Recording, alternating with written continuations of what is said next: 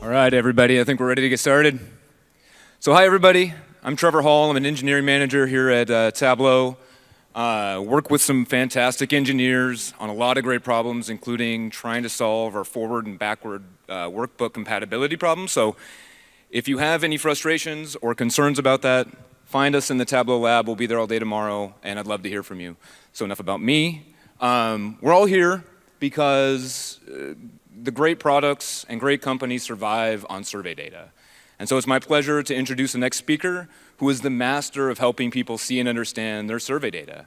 He is a Tableau Zen master, an Iron Viz champion, the author of the Tableau white paper on how to visualize survey data, the co-author on the big book of dashboards, and if you haven't already, I'd encourage you to go to Amazon and place a pre-order for your copy now. You're welcome. And the leader and bassist for the New York City-based band The Top Shelves. I know I'm forgetting something else, but anyways, it's my great pleasure to introduce to you Steve Wexler, everybody.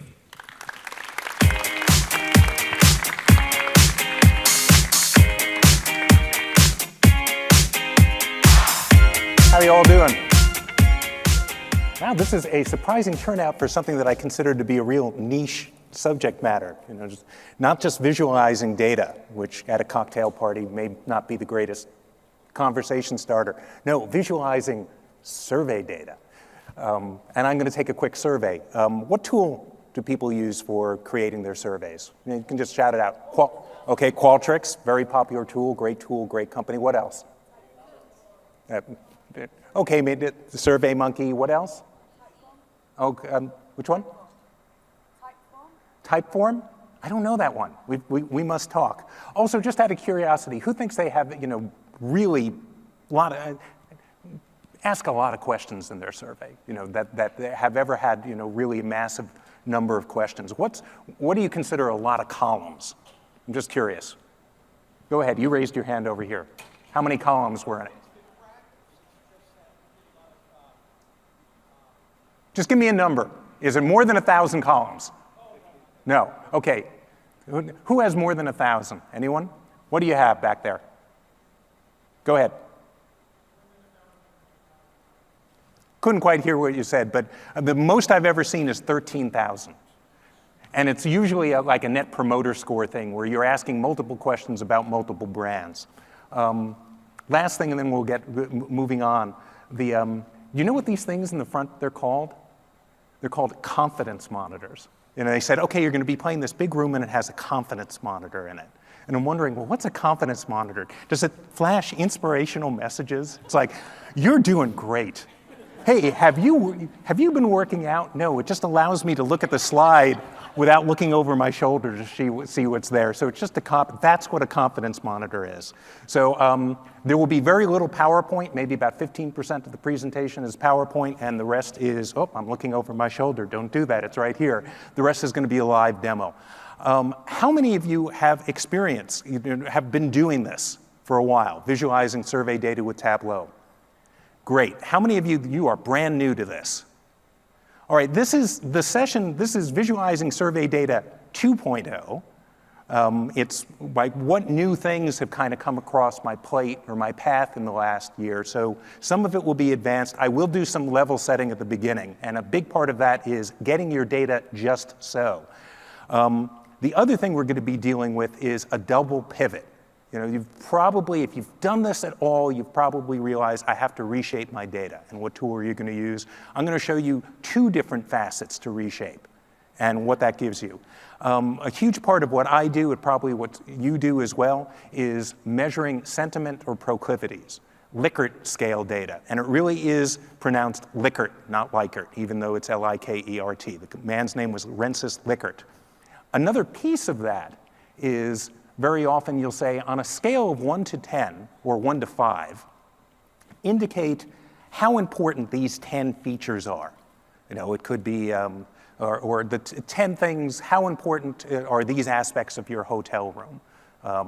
How modern it is, fast internet connection, cleanliness, how roomy it is, whether there's a big screen TV. So then there's often another follow-up question, which is, how satisfied are you with that? And I haven't done a whole lot with showing importance versus satisfaction, but this entire presentation came about from people emailing saying, hey, how do you do such and such, or I'm kind of stuck on this, or I'm trying to do such and such. So that's the catalyst for this is people contacting me and saying, are there cool ways to do this? And I'm going to show you some ways, and we'll see if they kind of work for you. Anyone who has seen me present before know that for me, getting people to use dashboards is if somehow I can insert the person who is using the dashboard into the dashboard. Make it personal. Make it something that is somehow meaningful to that person. So if they can somehow see what themselves in the data that you're presenting, they'll really gravitate to what you're doing, and I'll show you an example of that. Finally, another thing that I've been asked to do is, well, what happens if the survey doesn't have enough responses? Meaning that, gee, we don't want to mislead people to think that they should come to a conclusion, or the data suddenly isn't anonymized. Let's say you have salary data, and you allow people to really winnow things down, and you realize, oh, based on all the filter settings, I know who we're talking about there. But you want the stuff to be anonymized. Finally, we'll want to just open up, if there's stuff in addition to this that you want to see, that will be maybe a session 2 years from now. I did a session 2 years ago. The video is up there. It's got a lot of the basics in it. Maybe we'll do Survey 3.0. So why are we doing all this stuff? Oh, before I tell you why we're doing all this stuff, you do not need to take careful notes on how you do all this stuff. More, here's some cool things, but afterwards, if you want to know where everything is, the sample workbooks, blogs about this, just go to datarevelations.com and click the Visualizing Survey Data. Pretty much everything I've written about, all these blog posts over the last 5 years are available there. And as will this presentation, as will the examples, as will new blog posts. Give me until the end of next week to get everything up there, but you do not have to be taking down, how did I do that? Finally, or not finally, but why are we doing all this? So we can make cool stuff. And that is, in fact, this is a visualization of last year's speaker presentations. Every dot is a different speaker presenter, and you have the ability to type in the speaker and see, well, what was their performance like. So at the end of this session, with your help, you can make me a big dot that's way at the top, okay? But that's what I'm talking about with personalization. You do something like this, everyone wants to know, well, how did I do? Was I in the top quartile? Was I in the median? Did I do poorly? Did lots of people review the session or not? Versus, gee, here was what the average score was. People go nuts for this type of stuff. By the way, I don't know who Speaker 305 was, but he or she was absolutely magnificent. Jeff Schaefer knows who Speaker 305 was. He kind of figured out how to get all the IDs and associate it with the names, and he tweeted that last year. So be very careful about Jeff. All right, so let me do some level setting on this thing. I want to make sure that we're all on the same page with stuff. And before I do any visualization of stuff, I need to know, I want to see the survey instrument. I'd love to see what it looked like when it was presented to people. I want to see a copy of it in a Word document or whatever, and then I want to see what the raw data looks like. So this is maybe how it was presented. This is from 5 years ago, this particular thing. So there's something just remarkably prescient about presenting it here. Do you plan to vote in the upcoming election? Yes, no, don't know. Well, here is what it will look like when you download the data or in your database. And it's usually, most survey tools will allow you to get the data in two formats. You'll either have 0, 1s, and 2s, either in numeric format or in text format. You want to have it in both. Make your life much easier to do that. And then when you finally have the data and it's set up well, you might create a visualization that looks like this. Okay, a check all that apply question or a multi-punch question is please indicate all the things you measure, or of these 15, indicate which are the 5 that are most important to you. And here's how it might be rendered in text format. Here's how it might be rendered in numeric format. Qualtrics doesn't do it as zeros and ones. It does it at ones and blanks, which can present a problem. There are ways to work around that. Again, you go to Data Revelations. There's a blog post about what do you do with tools that don't code things so that it knows the difference between someone didn't answer this particular thing or someone skipped the question completely. So I'm not going to cover that now. That's up on the blog post. And here's a way that you might visualize it. And here we're making the thing stand out by color, saying, hey, there was a big difference in this between what men said and what women said. Likert scale questions indicate the degree to which you agree or disagree with the following statements, or how important is this thing, or how often do you use something, which is you're kind of applying a quantitative scale to a qualitative notion. Here's how it might be rendered in your survey tool. And then here is a way to do it, which is a divergent stack bar chart, which is you're kind of showing how things are skewing positive or negative. This is most likely how the data gets delivered to you, either a CSV file, maybe you're connecting to it directly, but the idea that every single thing that was asked is a separate column, and every row is all the responses from a single individual. That is not going to cut it if you're trying to work with Tableau and most tools. You'll just be miserable. What you want to end up doing is reshaping the data so that you have a separate response for each question that the person answered, although I'm leaving certain things like the way I want to cut the data, in this case, by gender, by location, by generation, and I also have a weighting variable there. I will leave that, but I will pivot or reshape everything else. This is where you ideally want to be. You want to have your demographic data. You want to have a question ID. You want to have all the numeric responses, the responses as rendered from your survey tool as numbers, the text responses, and very importantly, something that tells you what each of the questions are. That looks up that, that question ID 134_2 is this. So you don't have to be right-clicking and saying, making aliases and stuff like that. And in fact, if you want to compare satisfaction and importance, you'll be miserable if you don't have this additional metadata. But wait. Why leave the demographics there, as a separate gender, location, age, education, political leanings, religious bent, whatever it is? How many of you have to cut the data by a lot of different things? And how many of you are creating like compound variables? Meaning things like left-handed liberals from Los Angeles, that you've really got things, really down. So one of my clients is Marist Poll, and this whole thing came out of a requirement, what I'm about to show you, and it opens up, it's cool stuff. I've only shown it to about 15 people. They had 20 or 30 ways that they were cutting the data, and they needed to show every possible way in one dashboard, in one report. And I was bummed, because I'm used to doing, okay, here's this question, and I can show it broken down by gender. And then I can give them a little widget that says, well, now I'd like to see it broken down by location. And then now I'd like to see it broken down by generation, by education. The idea of, wait, you mean I have to make something, I'm going to have to make this visualization 20 times and then put it on a dashboard? And I'm become really lazy. And I said, there's no way I'm doing that.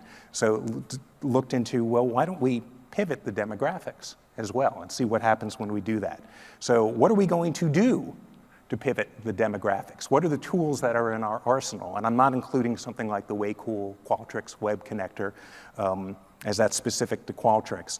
But can we use Tableau's built-in pivot feature? What about Alteryx Designer? What about the Tableau add-in for Excel? Or the best solution, which is to get a friend to do it for you by far. Okay, let's assume we can't get a friend to do it for you. And the built-in pivot feature will not work because we need to do joins on two pivoted tables. So we could throw that out. So we're either going to use Alteryx Designer, which is my tool of choice for this, or you can use the Tableau add-in for Excel, which is free. The only downside is every time your data refreshes, you have to go through this process, and it only works on Windows. But it does work, and it's great. This is what the workflow looks like in Alteryx. How many of you are familiar with Alteryx? Wow, that's great. It just marries so well for survey data. And this is what the joins will look like in if you're using the built-in Excel add-in. So, and I'm going to show you briefly how to do this in Excel. I'm not going to do this in Alteryx, but the workflow will be up on my website certainly by the end of this month. And we are ready to switch over now from PowerPoint, and let's do a live demo. And there we go. So let's look at this data for a second. So this is the survey data that I was talking about before, and this is the raw data as it came in as data labels. Here's the raw data as data numbers, and if you were using the reshaping tool, you would keep the demographics that you want to cut the data by over here, go to the Tableau add-in, and reshape the data. What I want to look at is I've just copied the demographics over for the moment. And what would happen if I'd reshape these? So I can go to, I've got my response ID, which is crucial that I have a unique response ID. And I'll reshape the data here. And so I'm now repeating the respondent ID for every different demographic I have. So I can call this demographic. I can call this the dem label.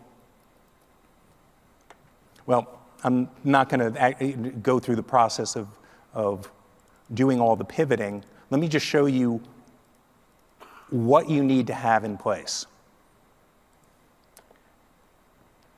Here's the data rendered as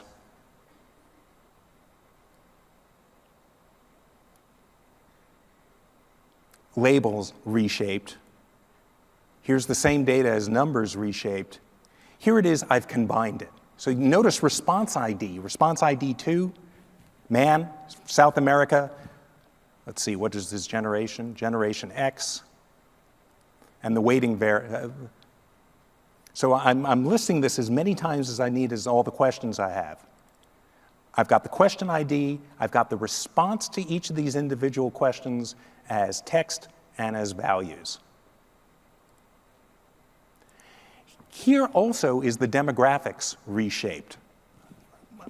I don't usually do that, but we're going to see the advantages of it in a minute. And this is what I just did now with all of you. So let me, very quickly, let me see what happens if I reshape the demographics and have in this case, I've only got 3 different ways I'm cutting the data, but indicated that we have a bunch of people with a lot of different ways of cutting it. So let me go into Tableau.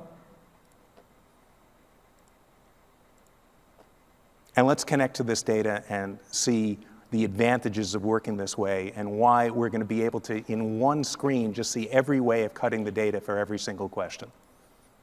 So I'm going to connect to Excel. Let me go to this reshaped data.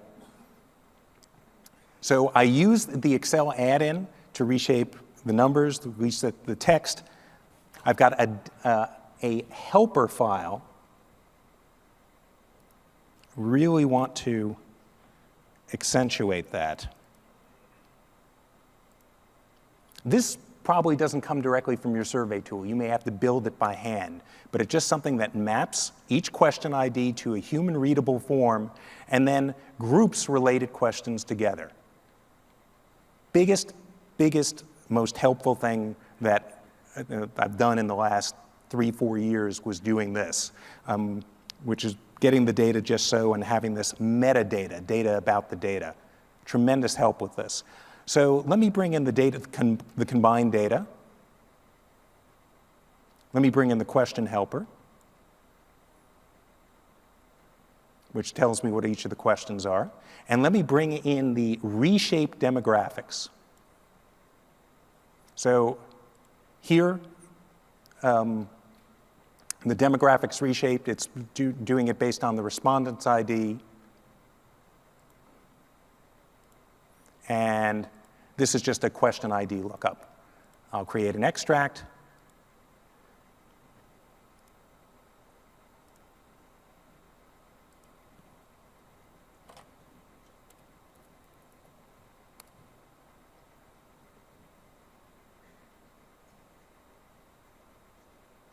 Ooh, the silence of the extract creating. Imagine if we had the hyper engine right now, it would all be done. Can't wait to show this next year with that. All right, I'm a group by folder kind of guy rather than group by data source. And first thing is, I started with 845 rows in the original data. When I did the first pivot, I had 25,000. The additional pivot, I've gone from 845 rows to 75,000. Don't let that freak you out. You know, I can get that really quickly. I can go number of records and go, oh my gosh, it's at 74,946. So in the past, the way I would build my, hey, who took my survey? I always start that way. Before I start analyzing what people answered, I want to know who are they? And in the past, I'd do something like I'd put gender up here, and I would right drag respondent ID, and I would say, count the distinct number of respondents that are here. And I would build my gender gender visualization. Then I would duplicate the sheet, replace gender with generation, et cetera, et cetera. And it worked fine. Well, let me change this a little bit. Now that I've done this double pivot, I'll put the demographic here. I'll put the demographic label. So I've got gender, generation, location, and then I'll just do that, count the distinct number of responses. I can't just drag number of records up there because I've got each respondent for every question they answered. I have to say, in this one case, count the distinct number of respondents. Oops.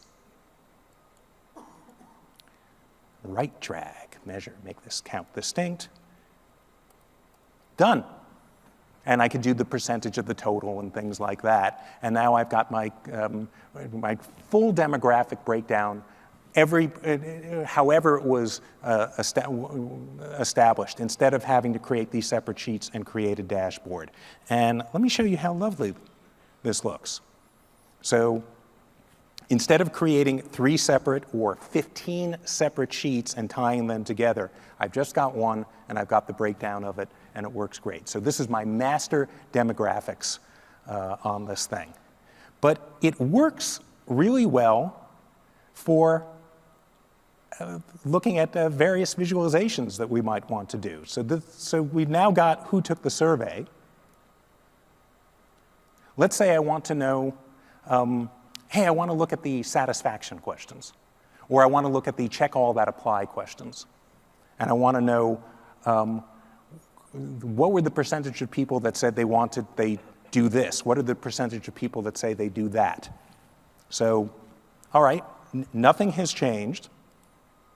I'll create a calculated field, which is check all apply percent.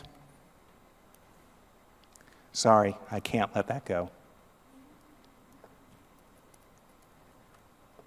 And remember that you either had zeros or you had ones in the thing. So you add up the values, and you divide by the number of people that responded. So let me do this, which is let me say, well, which question do I want to analyze? Well, I want to look at the what do you measure questions. And having the wording, I don't then have to say, oh, Q134_2 means metabolism. I've already got it mapped. And then I can put the demographic and the demographic label. And then this is a percentage. Let me do default properties, number format percentage.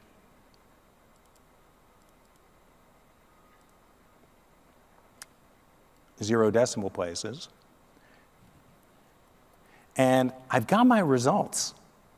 Well, do we really want to know what people who choose to live in Antarctica think? Probably not.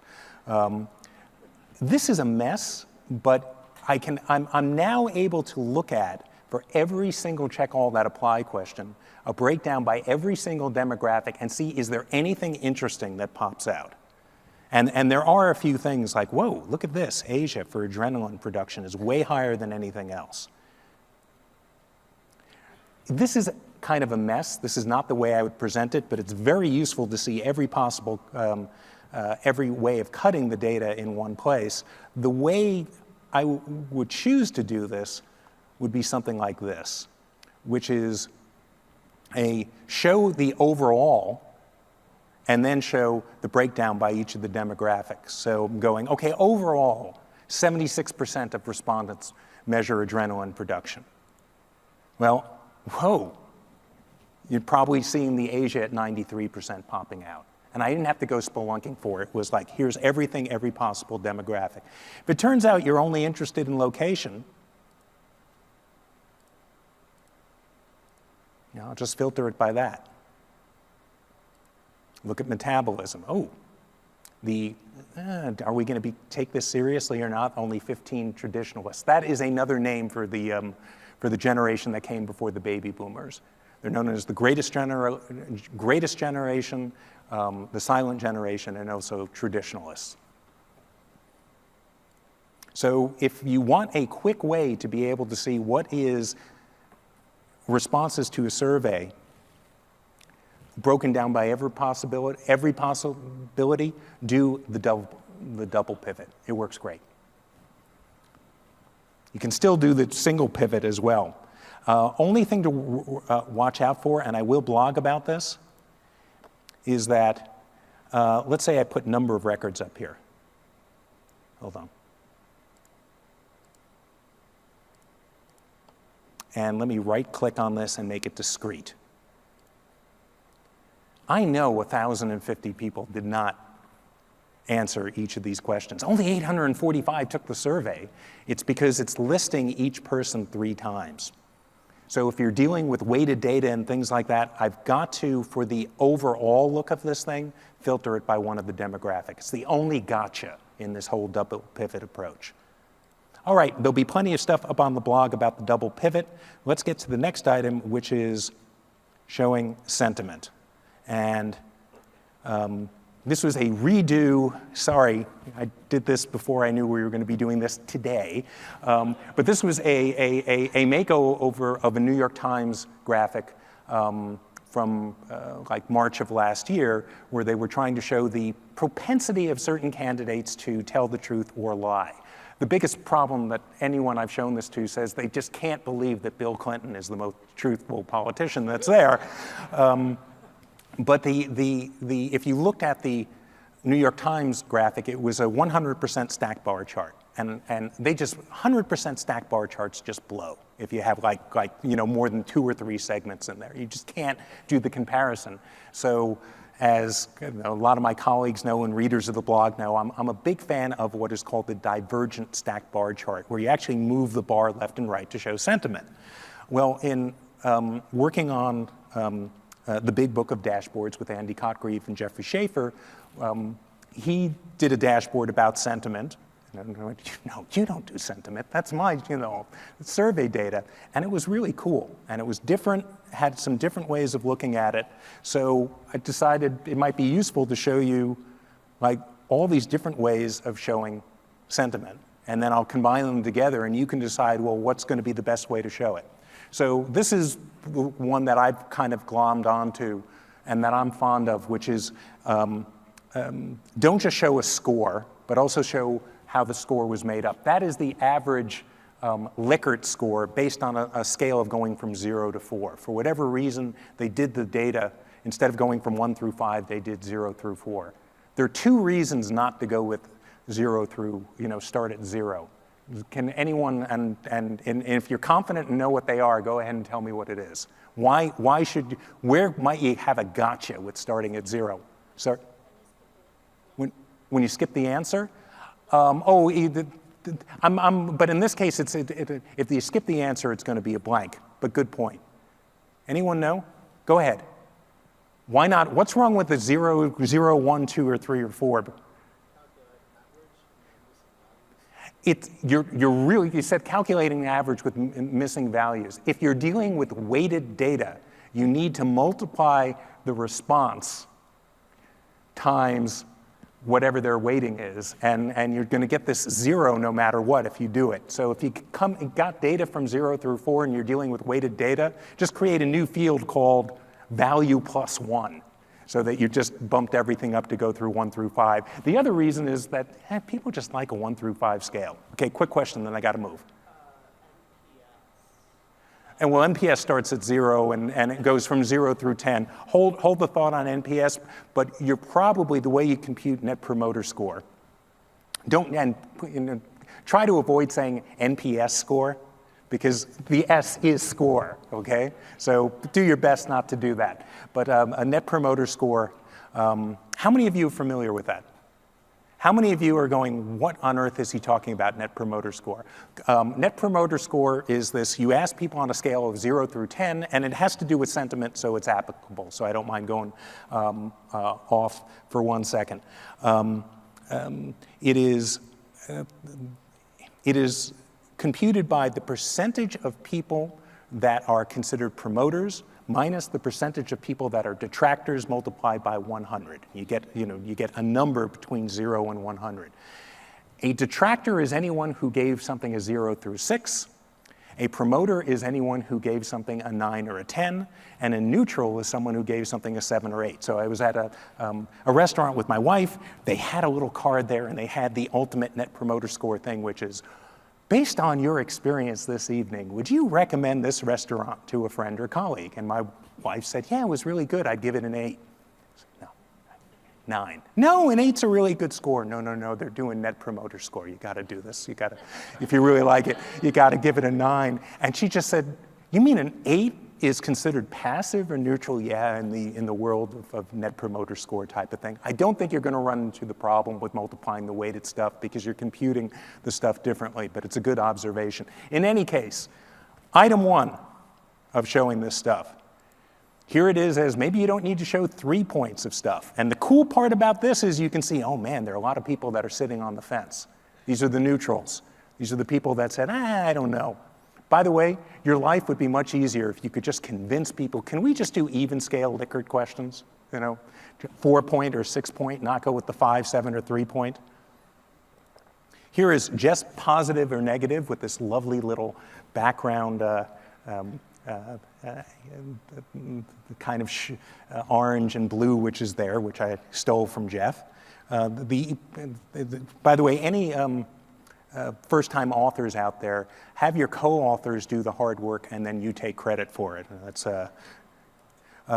here's another way, which is a histogram approach, which is showing here are the different things, and I see, well, whatever the first item is really skewing positive, whatever the last item is skewing negative, and you can see where there are lots of neutrals. The percent top 2 box or percent top 2 boxes, which is the percentage of people that chose either strongly agree or agree. And then this super jitter, which is something that Jeff had done on one of his dashboards. It doesn't work well here because it's just like, wow, there are just so many dots. Where it works quite well is where you may see, hey, not a lot of people answered this thing. And you can see that because there are fewer dots. And finally, here's just a dashboard that says, it's the same thing, and here are the different ways of expressing it. Sorry, keep that out of the way. And whatever is the way that is going to be most effective for your audience to be able to move on stuff. So the super jitter I don't think works here because it's hard for me to sort the things or see how things work. I like the histogram. I love the positive and negative and showing the sentiment. And then also the idea of the score. What's interesting is I am sorting by the average score, but the percent top 2 boxes would sort differently. So that's kind of everything I know about sentiment, except one more way of looking at something. And I want to show you some work that I had done for Marist Poll and PBS. And it's always cool when you see your stuff on TV.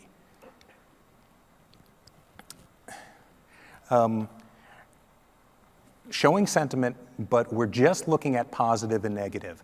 And looking at the future when your children, so here's the question. Looking at the future when your children grow up, do you think they will be better off or worse off than you are now? hey, same type of thing, which is we'd like to see this by every possible demographic that we care about. And there's something, instead of just having sort of economist or clinical bars, there's something which is kind of warmer about having this barbell chart, or it's a lollipop chart that goes in both directions. And I think Andy Cotgreave first coined the term a lollipop chart. But the only gotcha with this, and it's an important one, by the way, I'm dying to see, this is a case where I would love to see animated transitions, that I'd like to see both barbells start in the center and move out, because it would accentuate where there were really big differences, because one of the bars would be going longer, and like that millennials at 69%, or the non-whites at 77%. It would draw attention to where that difference is. So in any case, let me show you this other way of showing sentiment, and I will apply it to the same thing that we looked at before, and I will tell you where the major gotcha is. So I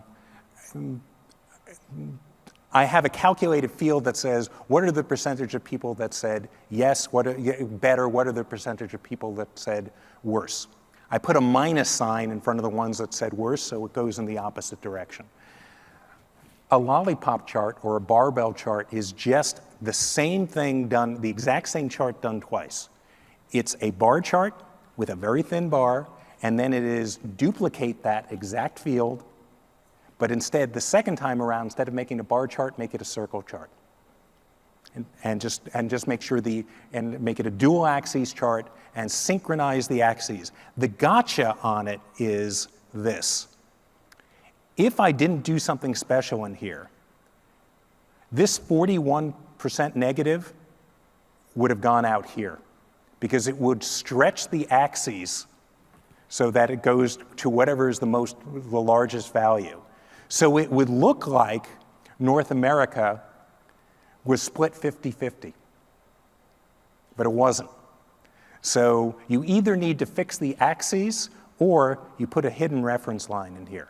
So I have a hidden reference line at minus 70% and a hidden reference line at 70%, and it makes sure that the axes on the negative stuff won't go too far to the left or too far to the right, as the case would be with this. So that's one of the little surprises, and I promise when I write the blog post with this, we'll have that.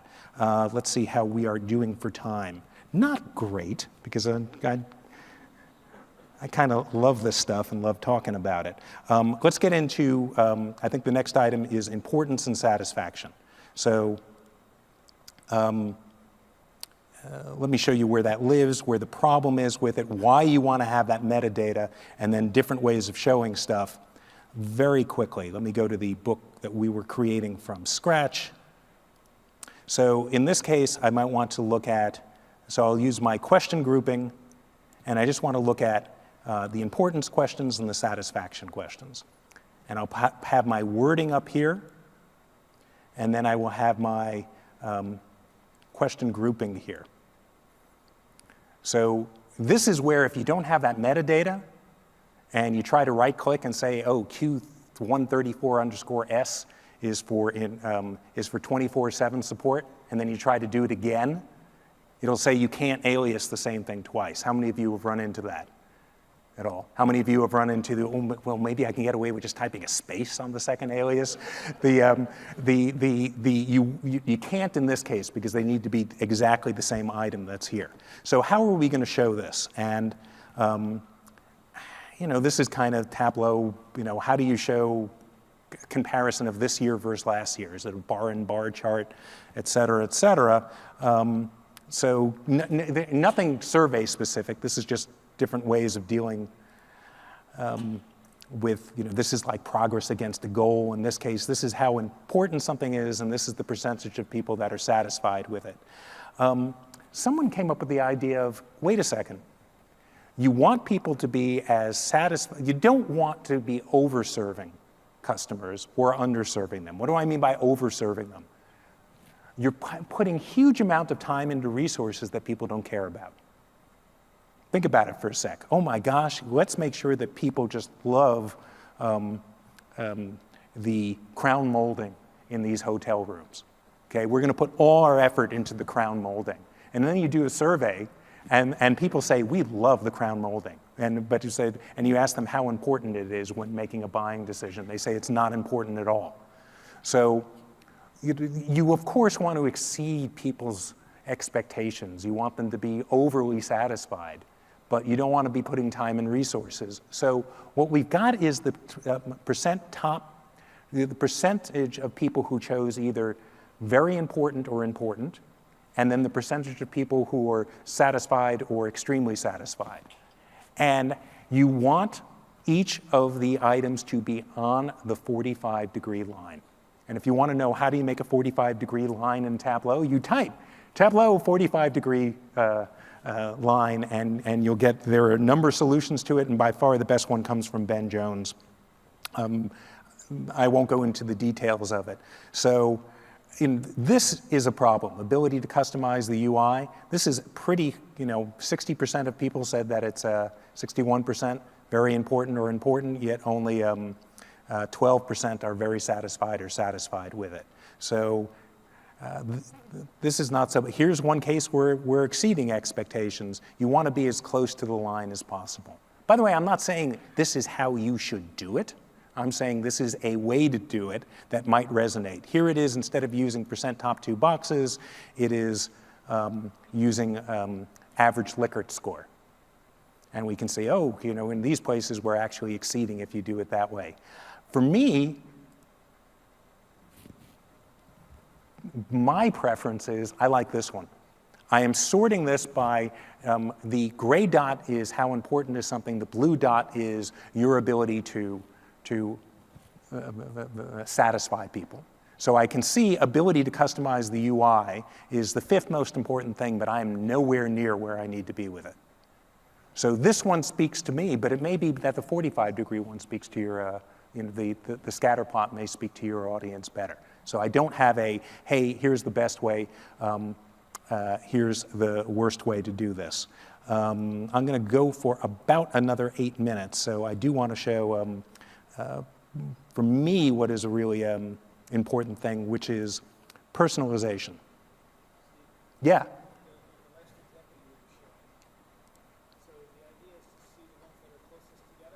You want to be as close together as possible. Because well, do I, you can. I may even have that. So the question is coming from one of my favorite gadflies, Andy Kriebel, which is what's most important? Is it should I be sorting this based on the gap, or should I be sorting it based on what's most important? The chart looks cooler when you do it based on what's most important, based on sorting it by the gap, but we could certainly do it by the gap. In fact, if everyone wants to come around the screen after the session, we'll just do that in real time. It's certainly one of the calculated fields there. I think my answer is, yeah, if that's what's most important, do it by the gap, in which case this would be first. Chart doesn't look as cool. And that's why we're here, to make things that look cool. So here is the concept of data that suddenly was just insanely boring becoming interesting. Well, how do you make data that's insanely boring become interesting? It isn't by making donut charts and packed bubbles and word clouds and stuff like that. You want to make it really interesting, make it about the person who's looking at the data. One of my favorite example, and I was really inspired by this, I'm going to show you a web-based example. I saw Chad Skelton at the Tapestry conference a few years ago do something which is, are you over the hill in the United States? And the data by itself is just a histogram showing, okay, here's the number, how many people are this age, this age, this age, et cetera. If you're a data geek, you probably go, whoa, what happened here? Is it the baby boom, or is it that when people retire, they die? It's why the sudden drop?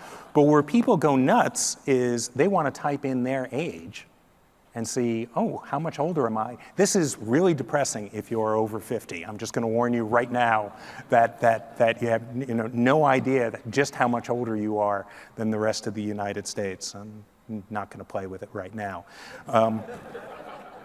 but it is fun, and you get a sense of it. You end up putting your kids' data in. Andy Kriebel did something similar with, when were you born, and the popularity of certain birth dates, et cetera.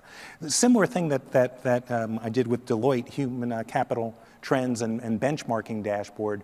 This data, if you're way into that stuff, okay, it's interesting. But if you can say, hey, can I put in my own values and then see where I am with other organizations, with peer organizations, man, the stuff just kicks. So here's, in fact, an input where you could use parameters to put in your scores and stuff. And then you can see what your scores are, versus peer organizations and where you're above and where you're below. That's where the excitement for something like this came in. So these are, in fact, the speaker rating sessions from last year. Every dot, and that is a session. You can hover over the dot if you wish. And what the rank is, their percentile, and there's also the number of responses that are there. And you want to know, well, how am I doing versus, did I do a good job? Did I do as good a job, et cetera? So I'm going to do the pitch again. With your help, you can make me a dot that is near the top of this list. But if I were to just show, well, here's the average scores, and then just give you something with, well, here was your score, it just won't have the meaning. If you're able to, ferret in this thing, and I am not speaker 317, by the way, but and type this in and say, whoa, I did pretty well. The only thing that's kind of off on this is that some sessions had 150 people taking the survey, and some sessions had 3 people taking the survey. So I can size the dots by the number of respondents, but it kind of looks like champagne bubbles. I think I'm going to do a visualization of the ratings of champagne, of different sparkling wines throughout the world and put them in champagne glasses. But this is at least telling you that, all right, this person got a great rating. Well, that's because his wife, his 2 kids, and his mom and dad gave him a fantastic, fantastic response. Where here, this is 139 people responded. So I couldn't decide which is more meaningful, which is the right way to show this. And man, if there's one thing I learned from the book, working with Jeff and Andy on it is, man, there is no one right way to show this stuff. They kind of beat me up for, well, why don't you just show a box and whisker plot and show the distribution? I don't know why, I just hate that. It just doesn't work for me, but it works great for other people. And if it works for your audience, do that. Or show this other type of distribution as well, which is, hey, I want to show where they were. It's kind of this jittered histogram where I've got the size of the dot is indicating how many responses and how high was the survey respondent. So if anything, 2 years ago, I would have said, oh, the right way to show this is you got to do this. And now it's, I don't know. There may be 2 or 3 really good ways. One way may resonate better with your audience, and that's why I showed you all the different ways of doing sentiment. The survey response thing, I'm going to take 1 minute on it, which is how do you deal with people don't, because this one, there is a full blog that tells you exactly how to do it right down to the recipe. But the idea behind it is what happens if we get, I have a threshold here, which is if the N gets below 20, don't answer, don't show a response. So I'll filter out this, I'll filter out the traditionalists. You can see my N is at 53. Oh, my N is at 10, and I now get this lovely little warning message that says, wait a second, you've applied too many filters. The chart completely disappears. You can't see the chart, and a message. There are 2 charts, both with a filter on them. And the filter says, are there enough responses? And if there are enough responses, the first chart shows, and the second chart is set to not show. If it gets under the threshold, it reverses. So that's how that's done, and all that stuff is right there. So right there. Let's switch over to the slide presentation. No, I'm going to go ahead. Oh, okay, so how did I set the threshold as a parameter? But let's get into, so Thank you. Boy, they're good. So in this case, what I was dealing with was this notion of I don't want people to filter it down so they can see an individual salary and something might be anonymized. Or some statistician has said, this is really meaningless if it's under 20 responses. But maybe you have something which is more dynamic. So I just had a parameter in there for 20. I could have set it for 15 or for 30 or something like that. A more important thing that I want to work on, and you can, if anyone wants in on this, let me know. One is, how much confidence is there based on so few responses? So 32% of people said that they are either very satisfied or satisfied. Well, do you have, what's your confidence level on that, and what's the plus or minus on that? And there are cool ways to show that. That's Ben Jones' book handles it extremely well, and has a way to show it. What it doesn't show is if you're not dealing with percentage. Let's say it's the average Likert score or NPS. How do you show that? Weighted index, like, gee, you ask people how important things are, and gee, now you want to gauge their satisfaction. You want to weigh the satisfaction of the things that are more important more heavily. How do you do that? How many of you are using SPSS to get weights in your data, to do weighted data? Okay, a handful. I'm steadfastly convinced that we can figure out how to skip that step. I just haven't figured it out yet.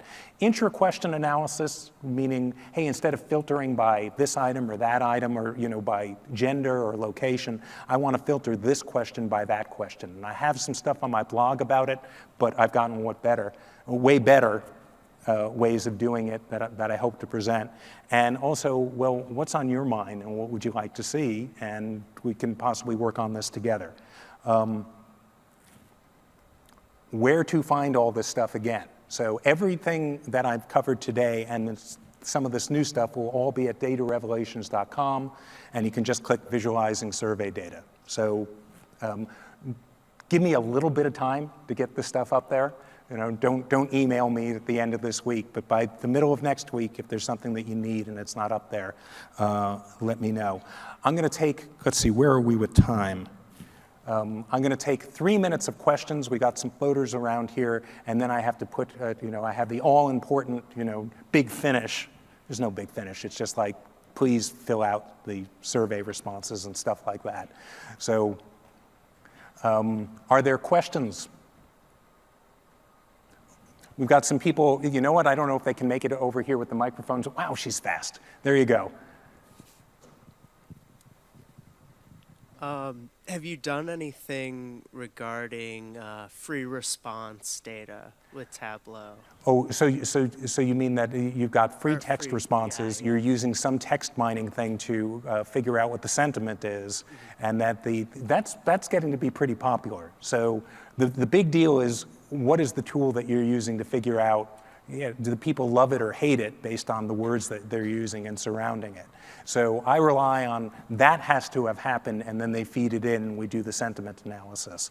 I'm really skeptical of a variety of tools because there's a huge amount of natural language processing that needs to happen to understand, to disambiguate certain terms. But that is definitely on the radar. So cool question. Did you have a question as well right behind you? You can just pass the mic. So if you're not writing the survey yourself, is there anything you can do to influence the survey writer so that it makes it easier for data analysis, or what to focus on? Like if you had one or two things. Wow, the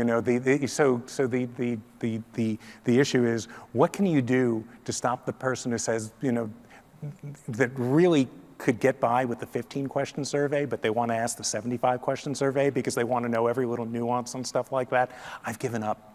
It's like, look, I don't get into debates about whether you should be using a 5-point scale, a 6-point scale. I won't get in debates about using Net Promoter Score or anything like that. It's like, I will just help you learn how to visualize your survey data.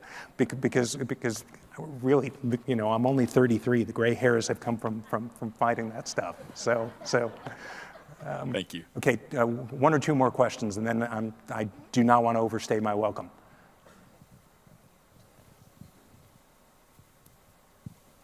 Do you deal with significance testing in your? So significance testing is what I was getting with the confidence bands. Okay. So I do have something that's up on the website, which is the only stuff that I've done is the percentage change between one period and the next period.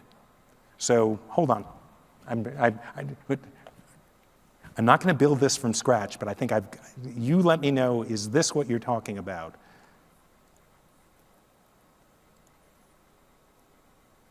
Come on, website, don't fail me now.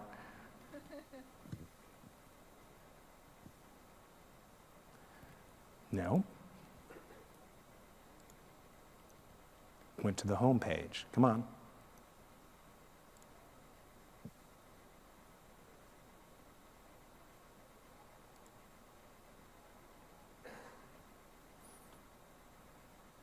So this is showing the difference between this period and the previous period, and the red dot indicates, okay, the increase or decrease is statistically significant given whatever z-test formula the statistician that you trust, and maybe you, has given. And there you go, I have a little explanation for how it works and how it was put together. This thing looks really scary, the thing with the square root symbol and the italicized stuff. It is not that difficult, and it's just a matter of table calculations. What I'm more interested in getting in is the survey as a whole. How much confidence do you have in it, and how do you show that?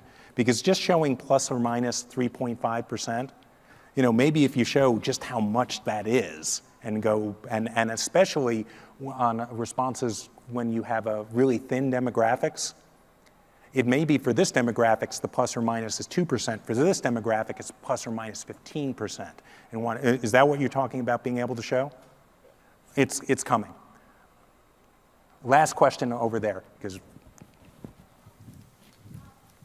wait, no. This is. Oh no, I changed my mind. The last question is actually way. No. Go back over there. Go ahead. Oh, thank you so much. I really enjoyed this content. For those of us who work with executives and VPs, and they say, "Oh, I want to see it this way." "Oh no, just kidding. I want to see it that way." What are some of your parting wisdom in what resonates with that audience, and in a way how to manage their expectations? Well, here's going back to this. The executive wants to see how he's doing his or her. He or she is doing his or her department. The more than anything you do, all these different things.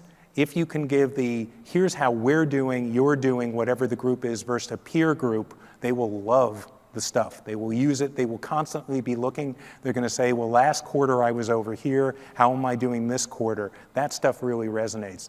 The other stuff, you can set this stuff up so that you can make it really easy. I showed you a trick, which is, hey, I can now break this question down by every possible facet, every possible demographic. I'll find the 2 or 3 that are meaningful and present that. I can't keep going. We can continue the discussion here. Whomever is present. Oh, I don't think anyone. Is someone presenting next, or is it developers on stage? Is next.